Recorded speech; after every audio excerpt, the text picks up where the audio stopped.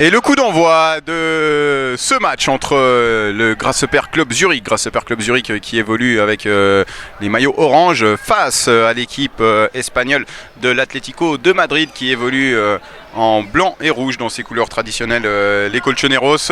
A noter que ces deux équipes effectuent là leur deuxième match dans ce championnat. Et attention, parce que tout de suite une possibilité pour les Espagnols avec une bonne sortie là finalement du portier Sacha da Silva sur ce coup franc frappé par Stevic. C'est frappé directement, ouais, super barré d'Herrero. La défense madrilène qui tente de sortir ce ballon, mais on va se battre côté zurichois avec Mesonero qui a tenté de centrer. Ça termine dans un pied espagnol et nouvelle relance directement en touche.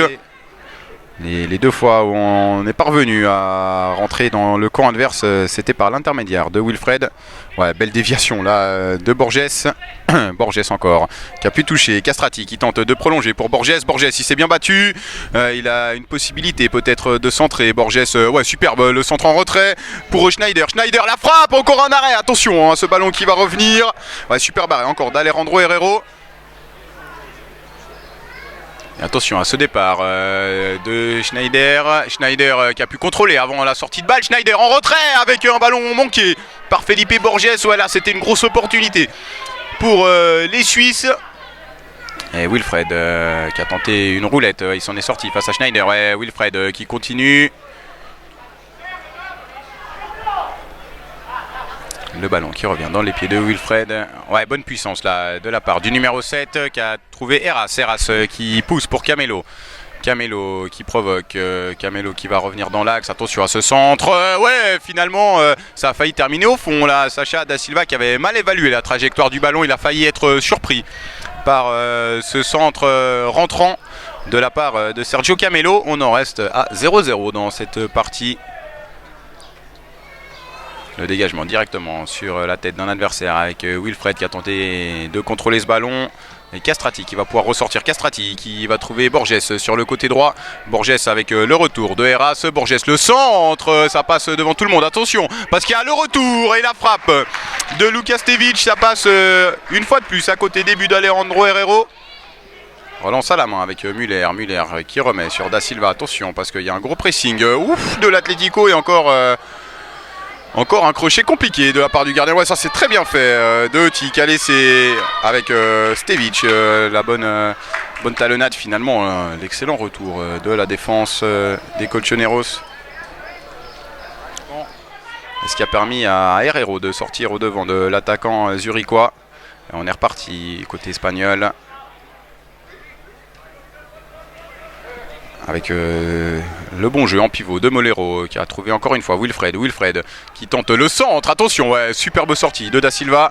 Stevic qui voit ce ballon lui arriver dans les pieds, qui va orienter côté droit avec Borges. Borges, il a un petit peu d'espace.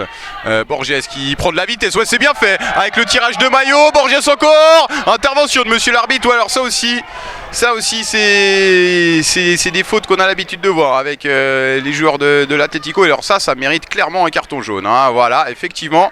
Le carton jaune pour le joueur de l'Atlético. Alors on a du mal à voir le numéro.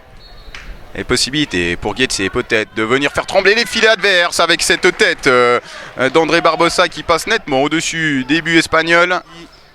Toujours 0-0 et peut-être possibilité là pour Ignacio Quintana d'aller trouver la tête d'un coéquipier au second poteau. C'est bien défendu encore une fois.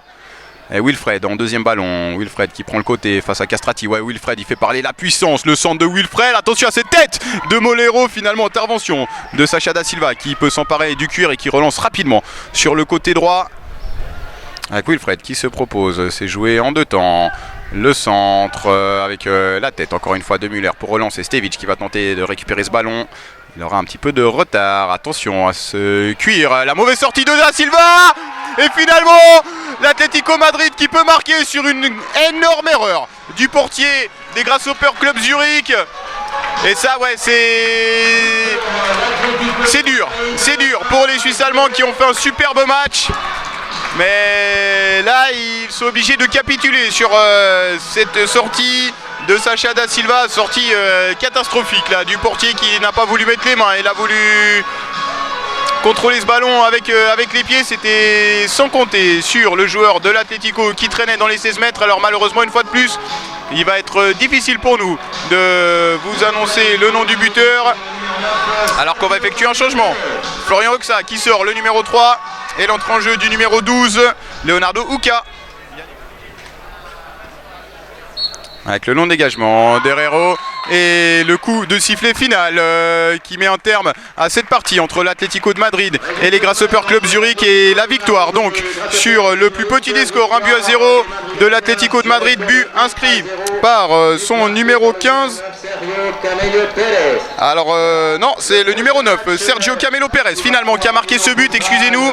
Et donc but inscrit par le numéro 9 de l'Atlético qui donne la victoire face aux Grasshoppers Club Zurich.